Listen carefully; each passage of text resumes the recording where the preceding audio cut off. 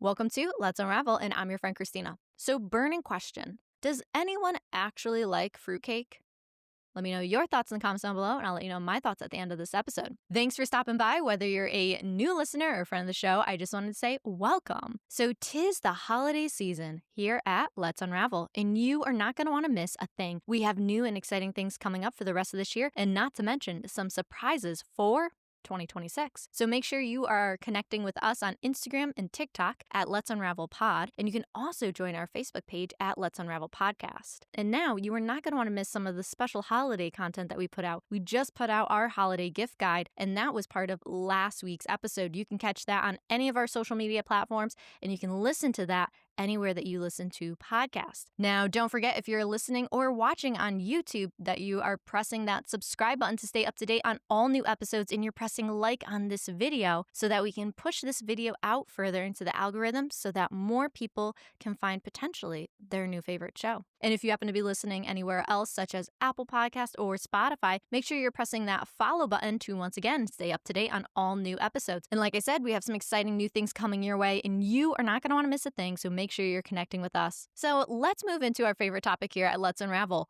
Win of the week. So the win this week is it's all about our Spotify Wrap. So normally around this time of the year, I'm opening up my Spotify Wrap for all of my personal listening endeavors, but this year was a little different. I got to open up the Spotify Wrap for Let's Unravel, and this was so exciting to see. So there was two sections in the Spotify Wrap for, well, Spotify creators. That's what Let's Unravel is considered on Spotify, a creator. And so in this first section, it's about rankings within like top shows. What's so cool about the Spotify Wrap this year is it breaks down all the stats of Let's Unravel. So I found out that we are in 16 fans' top 10 shows. So these fans don't necessarily have to be followers. They can be. And this is just on Spotify, which is really exciting. That doesn't include YouTube. That doesn't include Apple. So this is just exciting to find out that for 16 of our followers, we are in the top 10 of their shows. And this doesn't necessarily mean they're following Let's Unravel. So if you are listening and we're in your top 10, make sure you're pressing that follow button so you can stay up to date on all new episodes.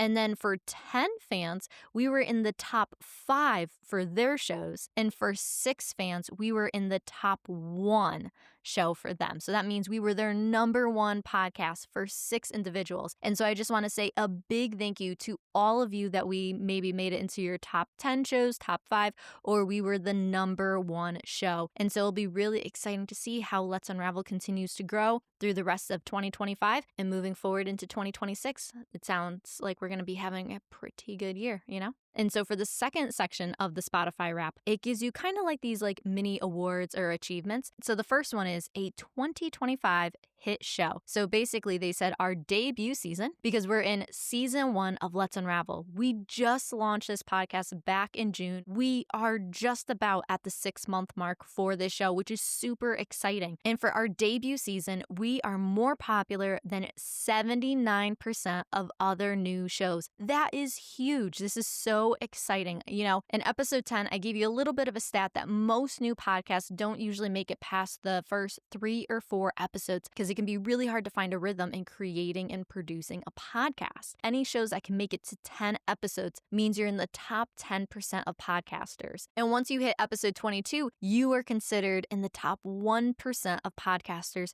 just based on completion. Because once again, it is so hard to keep a podcast going just because there's a lot of work that goes into it. And a lot of times you kind of underestimate what goes into these shows. So anyways, so it's really exciting to see that we were more popular than 79% of other new shows. And our second achievement that we got, a 2025 talked about show. We received more comments than 95% other shows. So all of you that are commenting, thank you so much. This is so exciting. And then our last achievement, a 2025 most shared show. We received more shares than 85% of other shows. These stats are so exciting to me to think that we have only really been on the air for about 6 months. We have grown so much, and this is just so exciting to see just all the growth that's happened within the last 6 months. I can't wait to see everything that is going to transpire between now and the rest of the year. And like I said, I have some exciting things planned for 2026.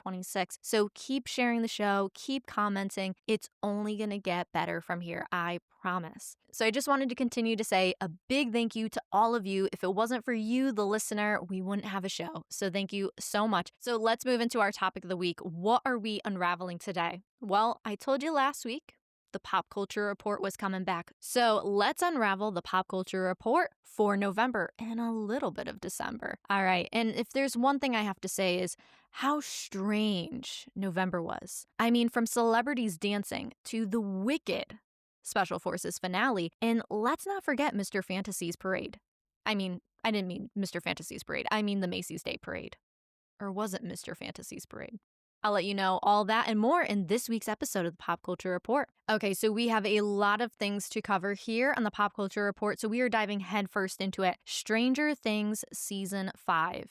Yes, Stranger Things Season 5. So did anybody see that ending coming with Will? I mean, seriously, did anybody really see it? And I'm going to be completely honest, I'm not a Stranger Things fan. Honestly, I wasn't even planning on watching Season 5 of Stranger Things. But what ended up happening is I was scrolling through TikTok, like I do, because I think I'm considered chronically online and, it is what it is at this point. Anyways, so I'm scrolling through TikTok and I am seeing edit after edit after edit of Stranger Things. And finally, I'm like, you know what? I think the anticipation's kind of killing me. And then I was also like, I could talk about it on the podcast. So you know what? I will watch Stranger Things Season 5. And I'm going to out myself. I was planning on skimming through the seasons because honestly, I have skimmed through all of Stranger Things. Very rarely have I actually watched Stranger Things from like beginning to end, partially because, like I've said, I'm a scaredy cat. I don't like to get scared. I'm scared by my own shadow. I don't need to watch something to get scared. Anyways, so I planned on skimming through Season 5. I put on Episode 1, Season 5. I was like, I'll just turn it on and I'll just start skimming till I get to Steve because honestly, Steve is my favorite character. And the moral of the point is I turned on Episode 1 and thank God for the recaps because then I actually knew what was going on. And I'm not going to lie, I genuinely watched Season 5, like Volume 1, from Episode 1 all the way to Episode 4, and I didn't skim one bit of it.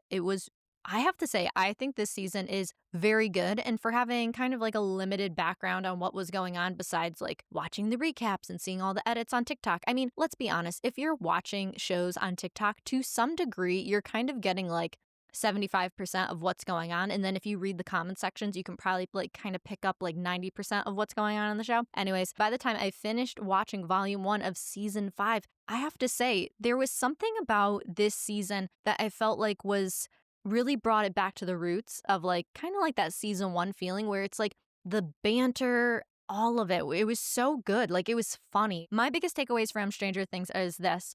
I thought I only liked a handful of characters. I have now realized I probably like about like 50 to 75% of the characters, like genuinely enjoy the banter of everything going on and just the dynamic of everything. And, and like most people, Steve is one of my favorite characters. Anyways, but Delightful Derek, hilarious. I don't know if this is a hot take or not.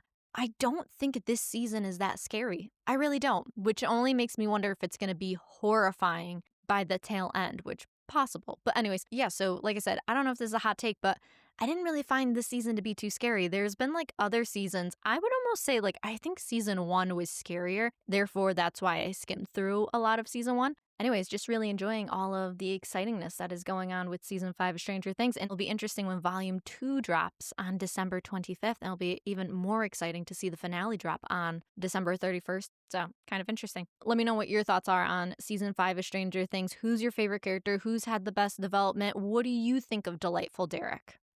After all. Anyways, so now our next topic, Dancing with the Stars. I believe I told you in the last Pop Culture Report that I was a huge Robert Irwin fan, and I was so excited to see that he won the Mirror Ball Trophy. But I will say I was a little disappointed in his performance in the finale. I mean, I know he technically had a little bit of an injury, and that's why he wasn't able to be his 100% self in doing all the different tricks and things that he wanted to do. I still think he's an excellent dancer, and it's a well-deserved win. But I will say, Alex Earle, she was phenomenal. That if she won, I also think her win would have been so well deserved. I mean, her freestyle, oh my God. In my opinion, I think it was the best of the night. I really enjoyed, okay, I don't even think you can compare Alex Earl's performance versus Jordan Childs' performance, because I feel like Jordan Childs' performance was that of like a true performer. Like she had Normani come out and do a dance and everything. Like it felt like it was more than just a freestyle. Whereas if we were really comparing like apples to apples of just like the individual celebrity dancing, if it was just Jordan and just like Alex,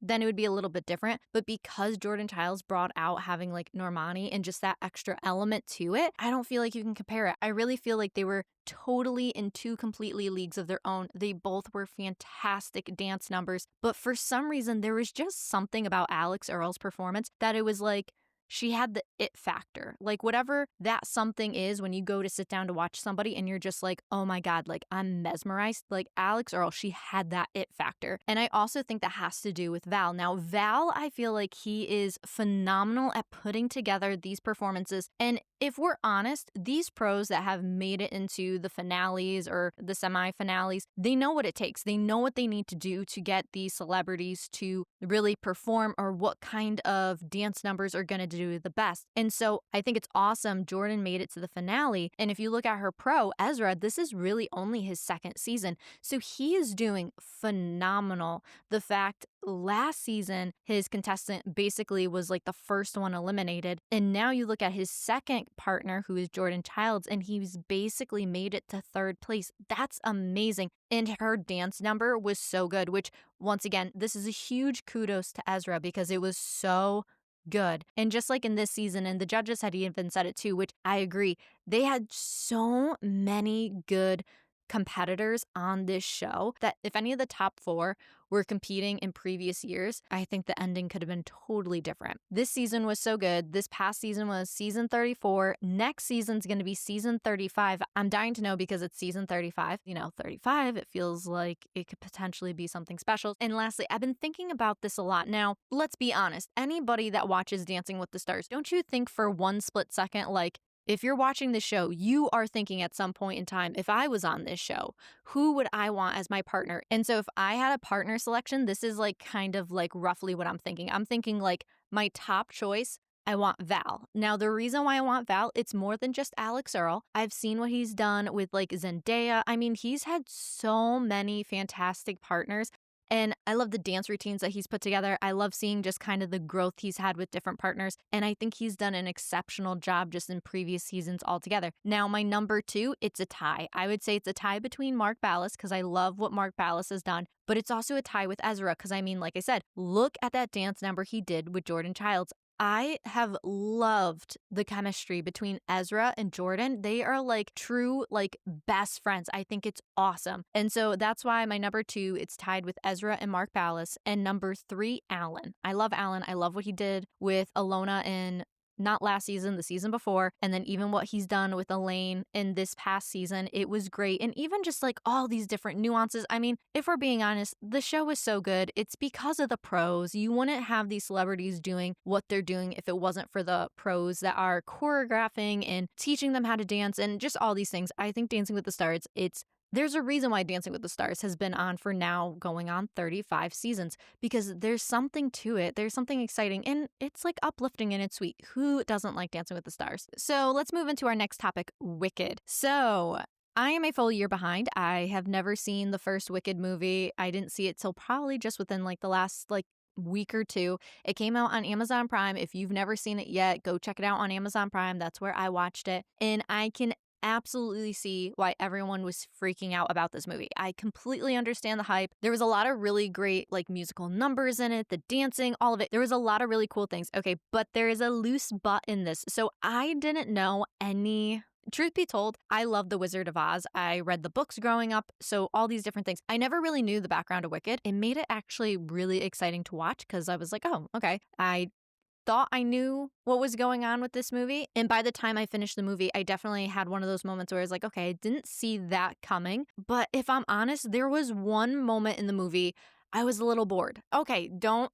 hate me, but I mean, there was one scene where Alphaba and Jonathan Bailey's character, they were like in the woods together or something like that, and it was just kind of like a little bit of like a dull moment. That was probably like my one critique. I wasn't expecting there to be talking animals. You know what? I grew up watching Narnia, so like it didn't faze me or bother me. But I have to say, after watching the whole movie, I absolutely could see the hype behind it. Now, for Wicked 2, so I genuinely was thinking I was going to potentially go see Wicked 2 in theaters because, after having seen the first one, I really enjoyed it. Like I said, there was one moment I was a little bit bored. But, come on, let's be honest. Even in all movies, there's sometimes a little bit of a moment where you're a little bit bored. So don't judge me. Then I started to see all these, press tour videos of Ariana Grande and Cynthia.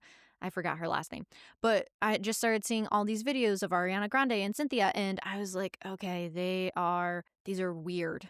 These are very, very weird. And then I started to see more of these videos, and they increasingly got weirder and weirder. And I was like, you know what? I'm going to save my money, and I'm going to wait till this comes out on Amazon Prime next year. And then I will be giving you a review on my thoughts of Wicked 2 when I don't have to pay to see whatever weirdness was inspired behind this movie. I'm totally joking, except for the part about Ariana Grande and Cynthia being weird. They were weird. But anyways, the real reason why I wasn't planning on going to see Wicked 2 is I actually heard it wasn't that good. And I was like, well, if it's not that good. Now, I heard glowing reviews about Wicked, the first one, and I still didn't go see it. And now with the second one, hearing that there's not so good reviews, I also heard that the second one was boring. So I don't know. Tell me what your thoughts are. Should I go see it? I don't think I'm gonna go see it, but maybe if you bully me enough in the comments, I'd go. I don't know.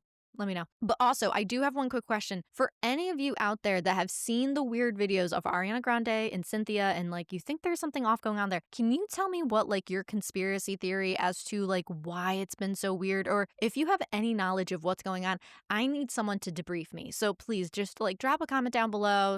I don't know, send me a video and I'll watch it. I want to know why they're being so weird. And then I kept hearing this weird conspiracy theory about them and 3 eggs. They only ate eggs, 3 a day or something like that.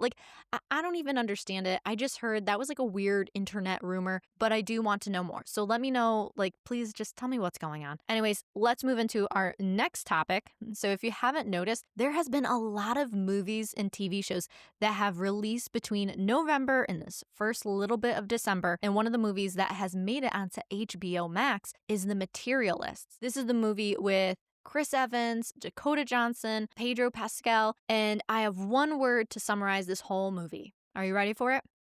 Horrible. I thought it was horrible. Okay, now listen, I am not one to just blatantly say this is absolutely horrible, but I can summarize exactly what I thought was the worst part of this whole movie. Dakota Johnson. I mean, after watching The Materialist, I had actually stopped and was thinking, I don't know if there's one movie where Dakota Johnson is actually good. Acting-wise. I found her to be so insufferable in this movie. And there's some movies where you're oh, this person's insufferable, but then it's you kind of I don't know, you can kind of get to a point where you kind of like them a little bit. She was so insufferable in this that I was I felt bad for the guys. And I don't think a rom-com should be like that. I mean, even when you look at How to Lose a Guy in 10 Days, you can see kind of how each person can be a little insufferable, but there's still a redeeming quality about them. The way Dakota Johnson played the lead character in this movie, she was so insufferable. But the worst part is, I feel the concept of this movie was good. And I feel between Chris Evans being the lead, now listen, I'm a little biased on Chris Evans. I am a Captain America girly. I love Chris Evans. And there was even one movie that he did called Before We Go. I loved him in that, kind of like a rom-com. And Pedro Pascal, he has been growing on me. I find him to be so adorable. So I'm the fact that you have Chris Evans and you have Pedro Pascal, you have 2 of these super likable guys, and then you throw Dakota Johnson in there, and she just made a mess of the whole thing. And the funniest part is, I know it's Dakota Johnson that makes this horrendous because you look at other movies like Madam Web and she totally destroyed that movie too. Because once again, you look at some of the supporting characters in Madam Web, they were pretty good. And then you get Dakota Johnson in there and it's she just tanks the whole thing. And now, I'm going pretty hard on Dakota Johnson. It's just the thing that I think is the most maddening about this whole project is it had the making of being something really good. It just was the casting. It was her casting that really sunk this project. I think the storyline was really relevant. And then you have some of the directing skills that I think were really good. And then you get to the moments that are external to the movie, kind of like the marketing of it. There was a lot of marketing. There was a big push on on this movie, and it really just fell flat. And then what's so interesting is there's a new rom-com that's come out. This movie is called Eternity, and it's with Elizabeth Olsen. And I heard one person say, she goes, Eternity is everything Materialists wanted to be but couldn't be. Now, I haven't seen Eternity yet. This is a little bit my own preconceived thought, but I think the reason why is because Elizabeth Olsen is a super likable person. A great actress.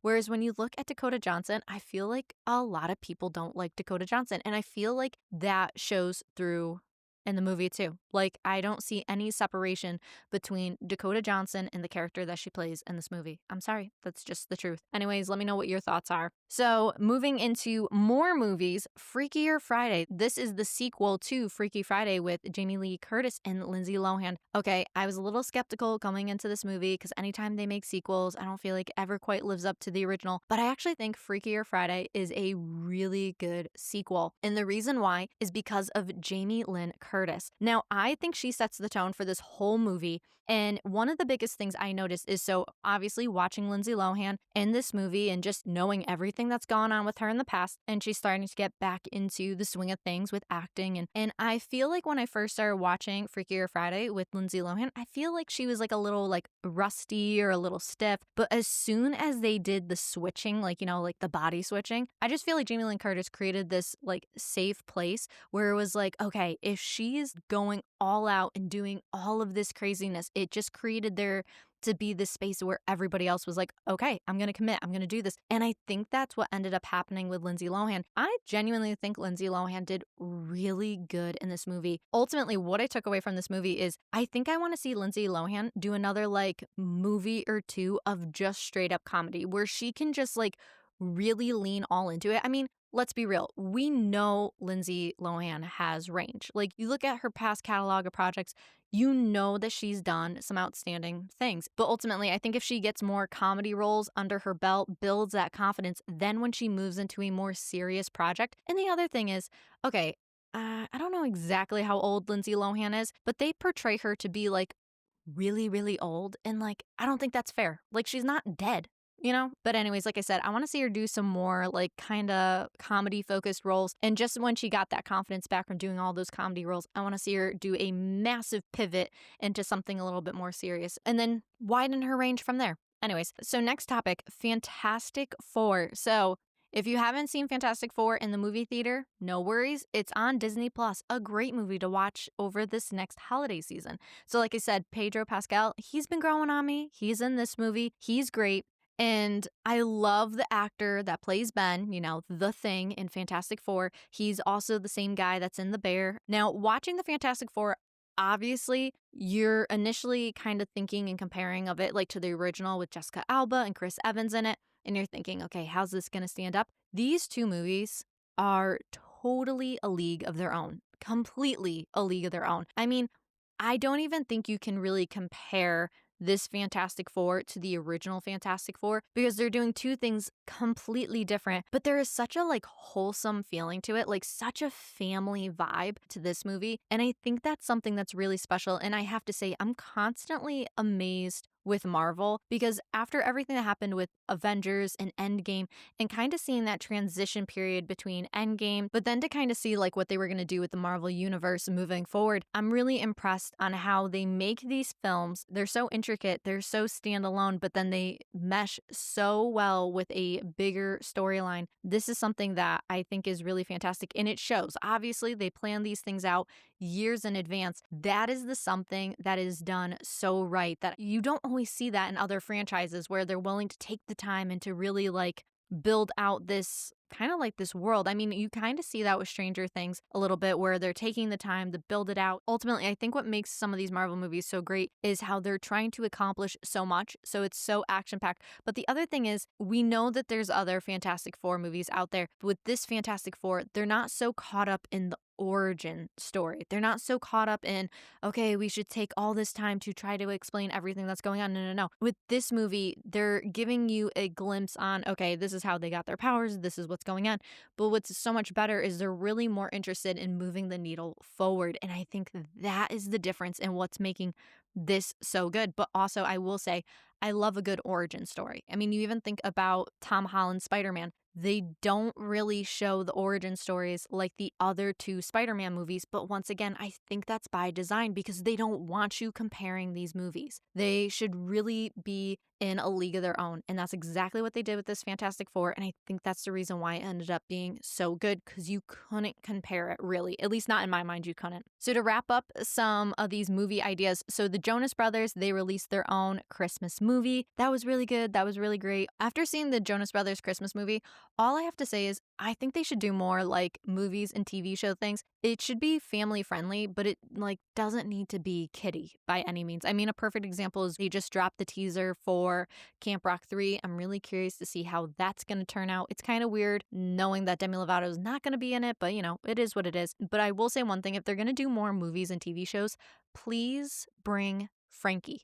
I want to see more Frankie. I know he's quote unquote the bonus Jonas, but I just think we are missing out on the comedic goldmine that is Frankie Jonas, and he needs to be involved more in some of these projects. I think that'd be really great. And to also keep in theme with some Christmas movies, Netflix. Okay, so Netflix has gone to another level, bringing out so many Christmas movies. I used to be amazed when you'd watch Hallmark and how every single weekend they have a new Christmas movie. Netflix, they are doing so much more. There's a new Christmas movie I started watching, Jingle Bell Heist with Olivia Holt.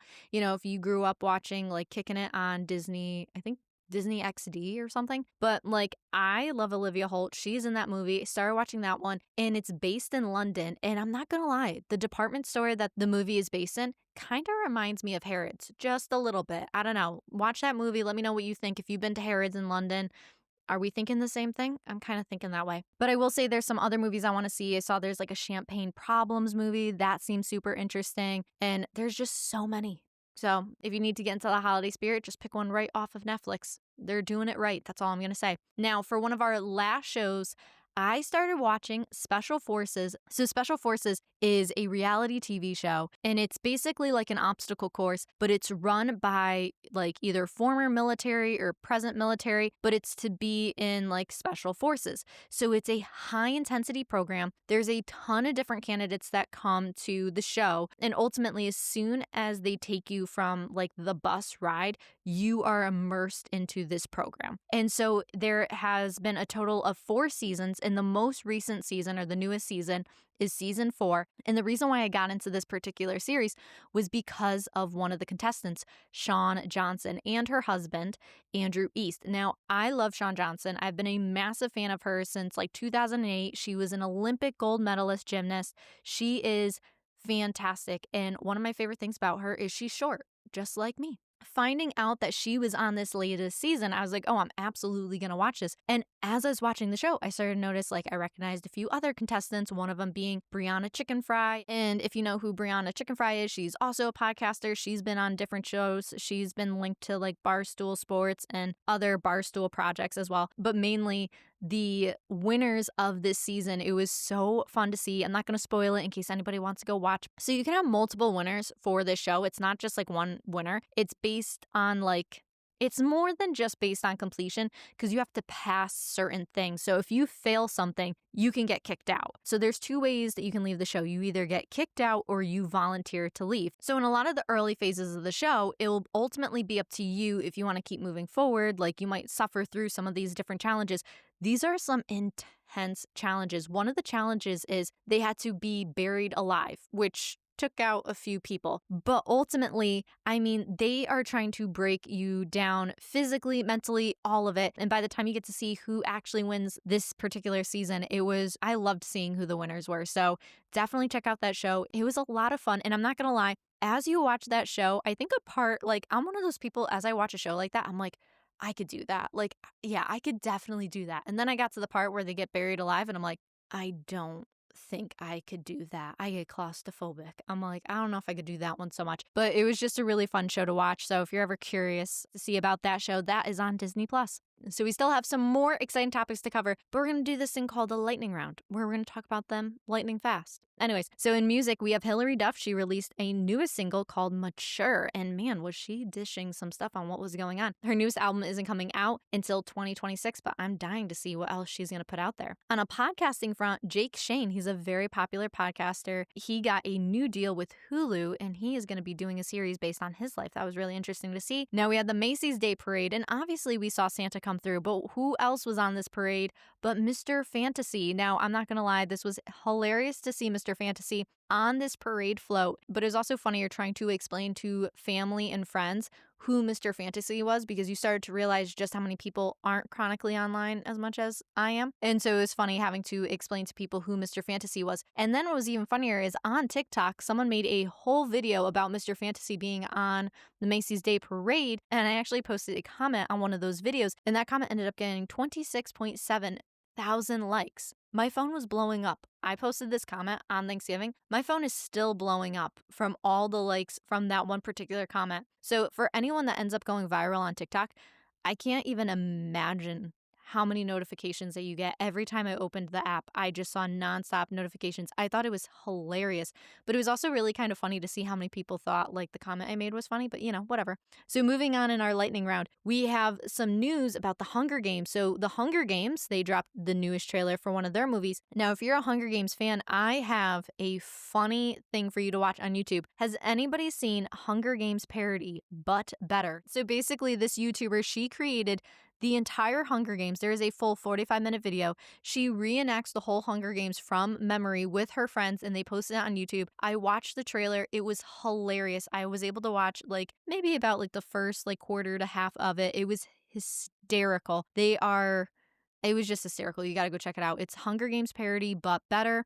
Now, on more exciting news, The Devil Wears Prada 2. They dropped a little teaser trailer in the beginning of this month, and I'm not going to lie, I probably watched that video about 1,000,000 times. I am so excited about The Devil Wears Prada. I think I'll actually see that movie in the theaters. That just goes to show how much I actually want to see that movie. Not going to lie. Moving into current events. Nothing more life-changing than the Starbucks Bear Cup. Okay, that was hysterical to see everything that has been going on with the Starbucks Bear Cup. But all I want to say is, why isn't the Chick-fil-A Cow Cup a thing? Why did I have to find out that was just AI? I would have gone out and I would have bought that. I thought that was hysterical and it was adorable. But did you see the Apple Pocket? Or should I say the iPhone sock? I'm still not sure if that's real or fake, but that was pretty stupid. I mean, come on. Anyways, and last but not least, has anybody else seen the Michael trailer for the new Michael Jackson biopic? I am so interested. Apparently, there's all kinds of controversy about a Michael Jackson impersonator being upset that Michael Jackson's relative got the role. I don't know. If anybody else has heard about that drama, let me know, because I'm chronically online and find it kind of interesting. Anyways, that's all. Thank you so much for hanging out with me and talking all things pop culture. There were so many events to go through this month and a little bit of December. If I missed anything, drop a comment down below. Maybe we can rehash it in another video. But you know what? I'd love to hear your thoughts, and maybe you can educate me on something I missed. That'd also be really nice. Anyways, so again, thank you for hanging out with me. And if anybody's watching me on YouTube, if you notice, my window's pitch black outside, it's 4 o'clock. It's not late. It's only 4 o'clock. Anyways, but thank you so much for hanging out with me. I'd love to connect with you more. You can connect with us on Instagram, TikTok, and YouTube at Let's Unravel Pod. If you enjoyed this week's show or the podcast show in general, please leave a 5-star review on Apple Podcasts, Spotify, and you can now leave reviews on Facebook. Your comments and 5-star ratings go a very long way, and they are greatly appreciated. Also, please don't forget to hit that follow or subscribe button wherever you might listen to stay up to date on all new episodes. We release new episodes every single Thursday, and you are not going to want to miss a thing. Well, I guess it's that time of the episode to tell you the answer to my burning question. Does anyone actually like fruitcake? Well, technically, I don't think I have an answer to this question because I'm actually asking someone, but for me, between the texture and the look of a fruitcake, and then there's nuts in it, I can't do it. It's not for me. It's never been for me. I'm not usually one to judge food just by its appearance, but in this instance, fruitcake, I am judging it hardcore. No, thank you. It couldn't be for me. I also am convinced that fruitcake is going to be a dying tradition because I feel like by the time Gen Z is running the world or they take over the status of a boomer, I don't think fruitcake is still going to be relevant. I think it's going to be one of those random things that you read about in a book, like the Grinch book, where It's like, oh, fruitcake. And if for some reason this tradition is actually going to be carried on, I want to hear the recipe by a Gen Zer of what recipe is actually good for a fruitcake, because I might actually try it and make it. You know what? What else am I going to do? Because I'm chronically online. Anyways, that's all. And thanks again for hanging out with me. I'll talk to you later. Bye.